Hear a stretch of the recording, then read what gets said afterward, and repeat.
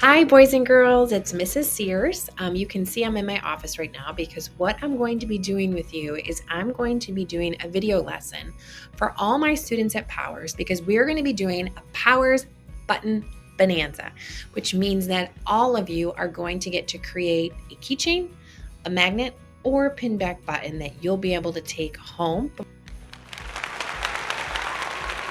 So in front of you now, you're going to see my pinback lesson. And what we're going to be doing is we're going to be going over the history of the pinback button, and then you're going to be making your own.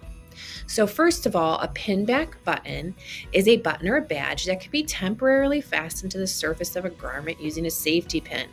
A lot of you have already made a pinback button with me. You have the pinback, the clear mylar, and the shell. Now, the pinback button dates back to 1896. Pinback buttons were used during election time so that people could wear these buttons on their clothing to say who they were supporting. Now, over time, that sharp pin that you see on the back eventually went away, and we started using a safety pin, which was much better for students and, of course, everyone to use. Now, what you're going to be doing is depending on what your class decides and what your teacher decides, you're either going to be making a pinback button with your picture on it and your name. You can see that there's going to be a template that your teacher will have with directions on how to make your pinback button. So you'll glue your picture on there and your name on the pinback button format. You might be doing words of affirmation. So this is another option for our classes to do.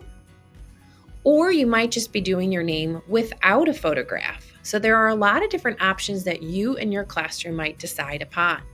So there's different templates, maybe just a blank one, and then you guys might decorate winter scenes or school scenes. So you guys in your classroom really get to choose what do you want your pinback button to look like?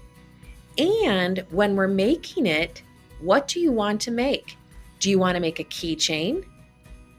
Do you want to make a magnet? Or do you want to do a pinback button? And you can see those three options there. But your class needs to vote.